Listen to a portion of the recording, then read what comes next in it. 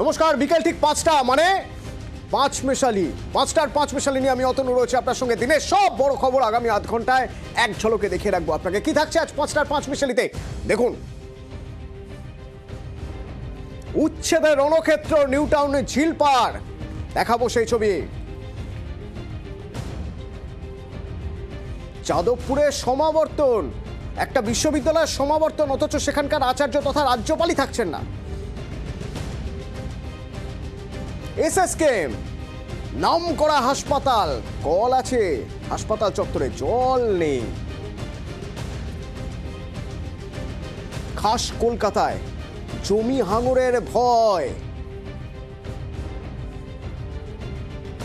গুরুতর অসুস্থ উস্তাদ রাশিদ খান।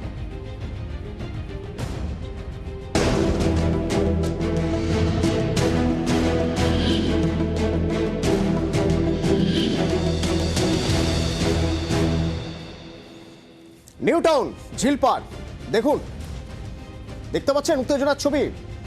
সরকারি কর্মীদের রাস্তায় ফেলে মারার অভিযোগ। হিটকোর কর্মীরা উচ্ছেদ অভিযানে গিয়েছিলেন, আর সেই উচ্ছেদ অভিযানে গিয়ে যখন তারা দেখছেন যে অবৈধ দোকান রয়েছে সেগুলো যখন ভাঙা শুরু করছেন, সেই সময় তাদের উপর চড়াও হন দোকানদাররা, এরকমই অভিযোগ। এরপর তারাই দোকানে আগুন লাগিয়ে দেন, রাস্তার উপরে জ্বলছে আগুন, এবং হিটকোর কর্মীরা তাদের মারধর করা হয়। সিইও ছিলেন হিটকোর, সিইওকেও মারধর করা হয় বলে অভিযোগ। কিন্তু কেন?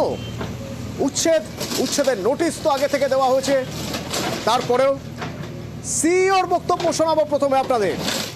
যিনি এই উচ্ছেদ অভিযানের সময় ছিলেন, কি হয়েছিল বলতে পারবেন, শুনুন। এখানে জলের পাইপলাইন এবং সোয়ারেজ লাইন, আমাদের দুটো স্কিম আছে যেগুলো এই এনক্রোচমেন্টের জন্য করা যাচ্ছে না। আপনারা যে দোকানগুলো আছে যাদেরকে আমরা সরতে বলেছিলাম, ওখানে গিয়ে দেখবেন নোটিশ চিপকানো আছে, যার ফলে যেটা হচ্ছে পুরোটাই লোকাল এরিয়ার ডেভেলপমেন্টের জন্য হচ্ছে এবং লোকাল এরিয়ার লোকজনের প্রেসারেই আমরা কিন্তু এই স্কিমগুলো নিয়েছি। একটা হকারকেও আমরা রিহ্যাবিলিটেট না করে সরাবো না। আমাদের ওদের হয়তো দোকান দিতে 2-4 মাস দেরি হতে পারে, এইটুকু। ওখানে যে ইনসিডেন্টটা হলো, দুটো ছেলে ছিল, ওই দুটো ছেলে সবাইকে ইনস্টিগেট করছিল আর বিশেষ করে মহিলাদের এগিয়ে দিচ্ছিল। এক সপ্তাহ বাদে আমরা আবার যাব, গিয়ে আমরা আবার পরিষ্কার করব। আমাদের জেসিপি ড্রাইভারকে ওরা মেরেছে, যে ছেলেটি আমাদের ব্লক সুপারভাইজার তাকে মেরেছে। কদিন পরে নয়, আজকেই আবার নতুন করে উচ্ছেদ অভিযান শুরু হয়েছিল এবং সেই উচ্ছেদ অভিযান চলছে। সেখান থেকেই রয়েছে আমার প্রতিনিধি অনুপ। প্রথমে বাধা এবং তারপর পুলিশ এসে দাঁড়ানোর পর আর কোনো বাধা নেই। উচ্ছেদ অভিযান কি এখনো কি উচ্ছেদ চলছে?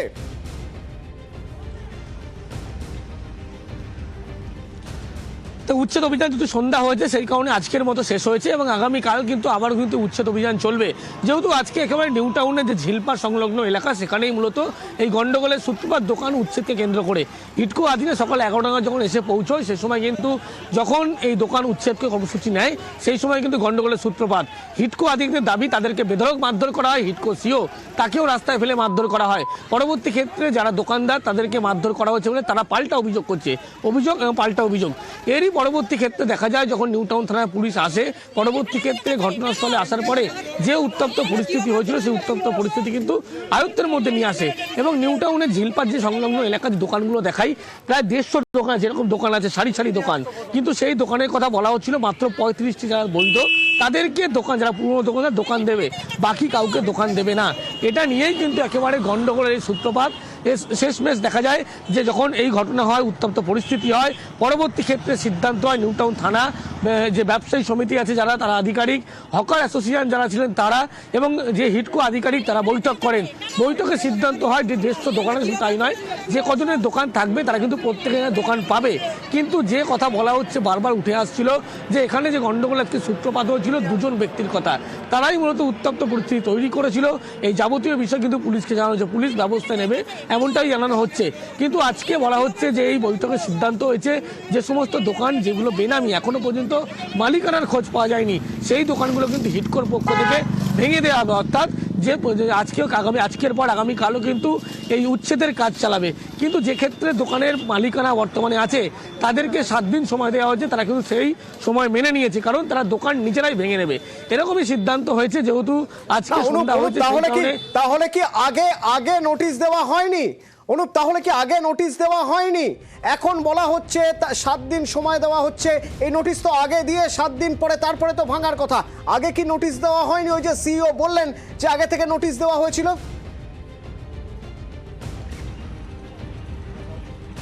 তো হিডকোর পক্ষ থেকে বলা হচ্ছে আগে থেকে নোটিশ দেওয়া হয়েছিল, ভাঙা হবে, এবং গতকাল কিন্তু মাইকিংও করা হয়েছিল। কিন্তু যারা দোকানদার তারা জানাচ্ছে আগে থেকে কোনো নোটিশ দেওয়া হয়নি, শুধুমাত্র গতকাল মাইকিং করা হয়েছিল। যে কথা বলা হচ্ছে 35টি মাত্র দোকানের কথা, সেটা তারা মানতে নারাজ।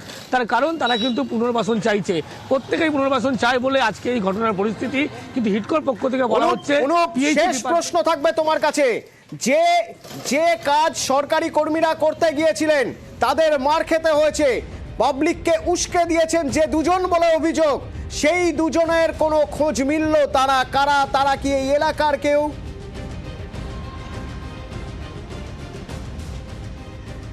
একেবারে সরকারি যে প্রকল্পের কাজ বা সরকারি যে কর্মী যারা মূলত এই কাজ করতে এসেছিল, সেই কাজ করতে এসেই তাদেরকে মারধর করা হয়েছে। সেই নিয়েই কিন্তু নিউ টাউন থানায় দুজনকে তারা চিহ্নিত করে ইতিমধ্যেই সেই নাম দিয়েছে, এবং পুলিশের পক্ষ থেকে সেই 2 ব্যক্তিকে চিহ্নিত করা হচ্ছে বলে এমনটা জানতে পারা যাচ্ছে। কিন্তু এই দুজন উস্কানি দিয়েছিল তারা কারা, এই সমস্ত বিষয়গুলো ইতিমধ্যেই পুলিশের পক্ষ থেকে খতিয়ে দেখা হচ্ছে। এবং আজকে যে পরিস্থিতি হলো, হিডকোর যে আধিকারিক যারা আসলেন, খোদ সিও তাকে মারধর করা হলো, পাল্টা অভিযোগ করা হচ্ছে, দোকানদারদের মারধর করা হচ্ছে। আমাদের নজর থাকবে সরকারি কাজে বাধা দেওয়া, সরকারি কর্মীকে মারধর করা, ওই দুজন কারা? পুলিশ তাদের চিহ্নিত করবে, পুলিশ তাদের চিহ্নিত করে বার করুক। আমাদের নজর থাকবে তারা কারা, যারা সরকারি কাজে বাধা দিচ্ছিলেন। এবং এই খবরের পাশাপাশি বলছিলাম না আপনাদের যে এসএসকেএম চত্বর, সেখানে কল আছে, জল অমিল। দেখাবো সেই ছবি বিরতির পর, সঙ্গে থাকুন। এই মুহূর্তে একটি ব্রেকিং নিউজ দিয়ে আপনাদের। বেহালায় ফের একবার দুর্ঘটনা, এবার পুলিশের গাড়ির ধাক্কা একটি বাইকে। কি হলো, কিভাবে হলো, কেউ আহত? জানবো, সমীর প্রতিনিধি আমার সঙ্গে রয়েছেন। সমীর, দেখো অতুল, বেশ কিছুদিন আগে একবার অ্যাক্সিডেন্ট, বেহালা চৌরাস্তায় যখন অ্যাক্সিডেন্ট হয়েছিল তখন কুরুক্ষেত্র হয়ে উঠেছিল যে পুলিশের গাড়িতে আগুন ধরিয়ে দেওয়া হয়েছিল। ঠিক তার আজকে যখন বেহালা থেকে জোকার দিকে যাচ্ছিল, সেই সময় একটি বাইক ম্যান্টনের সামনে দাঁড়িয়েছিল, স্বামী স্ত্রী এবং একটি বাচ্চা। আচমকাই 60-এর গতিতে এসে পুলিশের একটি গাড়ি বাইকে ধাক্কা মারে, ছিটকে পড়লে একটি বাচ্চা, তার পা ভেঙে যায় এবং যে মহিলা ছিল তার কোমরে চোট লাগে। দুজনকেই সঙ্গে সঙ্গে এলাকার লোকেরা, ওখানে যারা ছিল তারা নিয়ে গিয়ে একটি বেসরকারি একটি নার্সিংহোমে নিয়ে গেছে। কিন্তু সবথেকে আশ্চর্য দেখা গেল, যখন ওই পুলিশের গাড়িটাকে ধরে নিয়েছে, ধরার পরে এবার এলাকার লোকরা তখন উত্তেজিত হয়ে যায়। তখন উত্তেজিত হওয়ার পরে 2-4 জন পুলিশ এসে গেলেও আবার পুলিশ আসে, বেহালা থানা পুরো ঝেঁটিয়ে ওইখানে চলে যায়। যাওয়ার পরে পুলিশ কি করে, যে যখন পুলিশকে বলা হয় ও মধ্য অবস্থায় গাড়ি চালাচ্ছিল পুলিশের গাড়ি, তখন পুলিশই আবার বলে না ও মধ্য অবস্থা ছিল না। পুলিশ না চেক করে না কিছু করে পুলিশ আগে দিয়ে সার্টিফিকেট দিয়ে দেয় না ও মদ খেয়ে নেই। তারপরে যখন উত্তেজিত জনতা যখন ওখানে উত্তেজিত বেড়ে যায়, তখন একটা মেশিন নিয়ে এসে মুখে ফুঁক দিতে বলে, দেওয়ার পরে দেখছে ওখানে 0-0। আরে আসল ব্যাপারটা কি, ওর মধ্যে কি 0-0 তো ওঠে না। যখনই কোনো মানুষের মনে অ্যালকোহল থাকে তখন ওখানে 5% ওঠে, 1। আর 2 হচ্ছে ওখানটায় যখন ফুঁক দিলে নো অ্যালকোহল, মানে আমি অ্যালকোহল খাইনি, তাহলে নো অ্যালকোহল উঠবে। কিন্তু ওখানে 0-0 উঠছে। পুলিশ ব্যস্ত, ওখানে সবাইকে বুঝিয়ে সঙ্গে সঙ্গে ওখান থেকে ছেলেটাকে ধরে নিয়ে আটক করে নিয়ে গেল বেহালা থানায়, এবং যে গাড়িটা ধাক্কা মেরেছে সেটাকেও সঙ্গে সঙ্গে বেহালা থানার ভেতরে ঢুকিয়ে দেওয়া হয়েছে, যেন পাবলিক না দেখতে পায়, সেরকম ভাবে ওখানে রেখে দিয়েছে, আটক করে রেখে দিয়েছে। এবং দুজন যে বাচ্চা এবং মহিলাটাকে একটি বেসরকারি নার্সিংহোমে চিকিৎসা চলছে। বাহ, চমৎকার, পুলিশ সামলে নিল ব্যাপারটা। কিন্তু চালক মত্ত অবস্থায় ছিলেন বলে অভিযোগ করছেন যারা স্পটে ছিলেন তারা। পুলিশের গাড়ি যখন সিগন্যালে দাঁড়িয়ে আছে বাইক, তখন ধাক্কা মারলো, যারা প্রত্যক্ষদর্শী ওখানে দাঁড়িয়েছিলেন বলছেন কম করে 60 কিলোমিটার গতিবেগ ছিল। বাইকে থাকা এক শিশুর পা ভেঙে গেছে, এক মহিলার চোট। যারা ছিলেন ওখানে কি বলছেন শুনুন। এইখানে সিগন্যালে দাঁড়িয়েছিল তার ওয়াইফ আর বাচ্চাকে নিয়ে। ওই গাড়িটা, পুলিশের গাড়িটা 60 কিলোমিটারের বেগে গতিতে আসছিল, দিয়ে ও এখানে দাঁড়িয়েছিল সিগন্যালে, দিয়ে ওকে মেরেছে। ভদ্রমহিলার কোমরে চোট লেগেছে, বাচ্চাটা পা ভেঙে গেছে। গাড়িটা ছিটকে ওইখান থেকে এত দূরে চলে এসছে এই পর্যন্ত। এবার আমরা গাড়িটাকে ধরেছি, পুলিশের গাড়ি। হ্যাঁ, মদ খেয়েছিল। ড্রাইভার যে মদ খেয়েছিল হাঁটতে পারছে না। এরা এখন ভাঙা একটা মেশিন নিয়ে এসছে, বলছে খাইনি, 0 শো করছে। এখন ওকে মেডিকেল টেস্টে নিয়ে। বেহালায় দুর্ঘটনা ঘটলেই পথচারীদের উপর আঙুল ওঠে। বেপরোয়া র্যাশ ড্রাইভিং, তার জন্য দুর্ঘটনায় কথা বলা হয়। আর এখানে তো পুলিশের গাড়ি, অভিযোগ উঠছে গাড়ির চালক মত্ত ছিলেন। স্থানীয়রা যারা ওই সময় ছিলেন, স্পটে ছিলেন, তারা বলছেন পুলিশ কি করে নজর থাকবে আমাদের, পুলিশ কি তদন্ত করবে নজর থাকবে। যাদবপুর বিশ্ববিদ্যালয়ের খবরে নজর রাখি। এবার সমাবর্তন উৎসব যাদবপুর বিশ্ববিদ্যালয়ে, কিন্তু বিশ্ববিদ্যালয়ের আচার্য অর্থাৎ রাজ্যপাল সিভি আনন্দ বোস তিনিই থাকছেন না। কেন থাকছেন না? সোমরাজ প্রতিনিধি আমার সঙ্গে রয়েছেন। সোমরাজ, হ্যাঁ দেখো, যাদবপুর বিশ্ববিদ্যালয়ের সমাবর্তন অনুষ্ঠান আগামীকাল হচ্ছে। ইতিমধ্যেই যাদবপুর বিশ্ববিদ্যালয়ের তরফে আমন্ত্রণপত্র দেওয়ার প্রক্রিয়াও শুরু হয়েছে।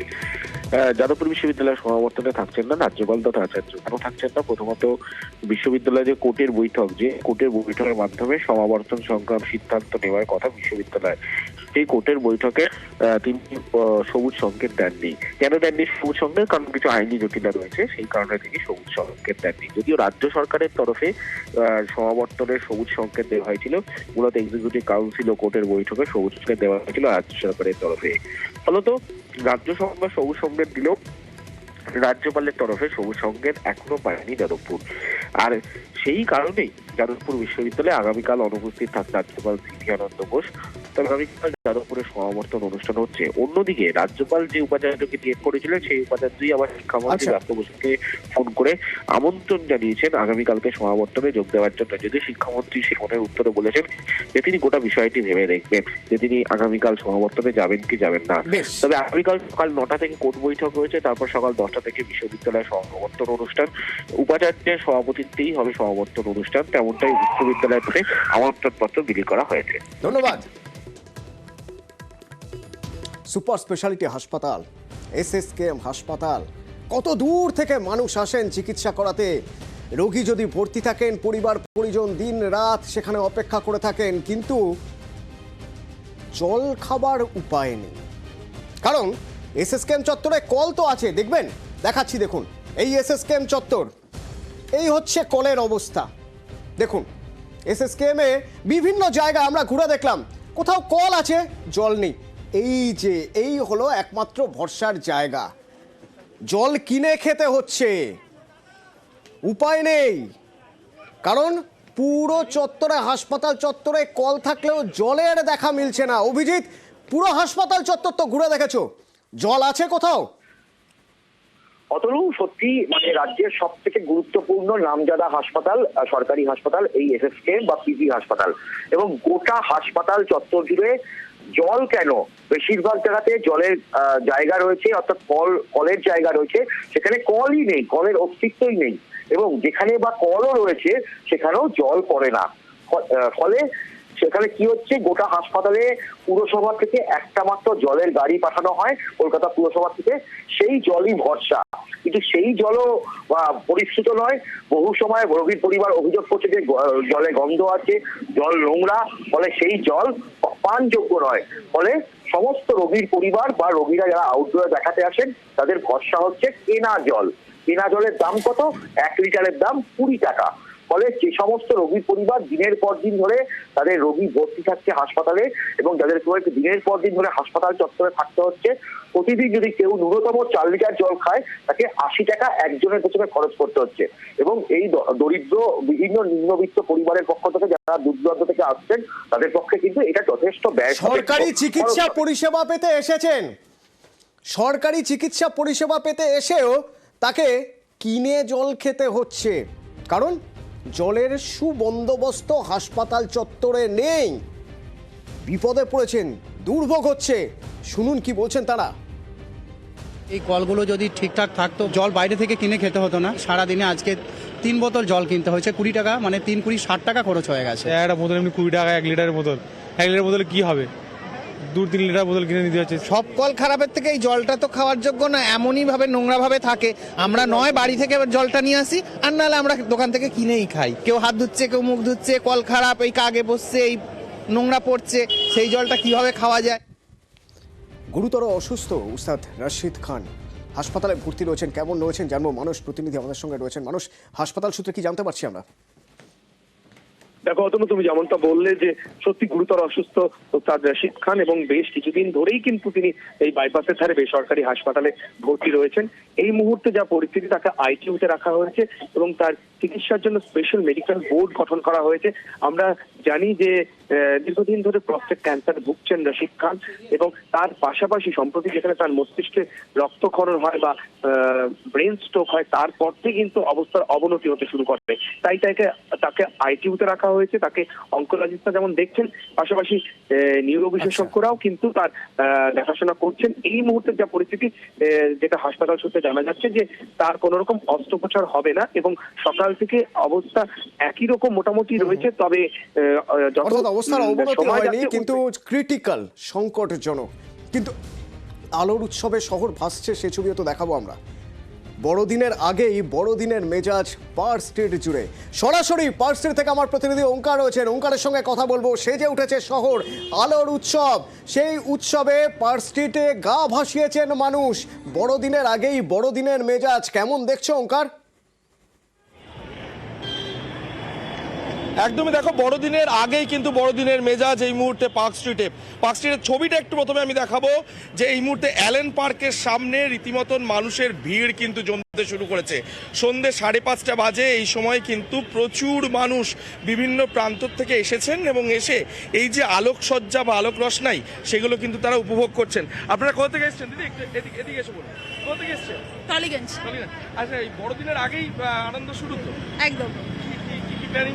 প্ল্যানিং আমরা আপাতত এখানে একটুখানি ঘুরবো, তারপরে উইল গো টু রাস্তা এখানে সামনে একটা পাব আছে, তো ওখানে গিয়ে তারপরে বাড়ি। অন্য কোথাও খাওয়া দাওয়া? না না, বাস এখান থেকে বাড়ি। আচ্ছা, কেমন লাগছে সব? খুব ভালো, খুব সুন্দর। বেশ, বড়দিনের আগেই কিন্তু একেবারে উৎসবের মেজাজে শহর কলকাতা এবং পার্ক স্ট্রিটে কিন্তু আলোর রসনাইতে সেজে উঠেছে।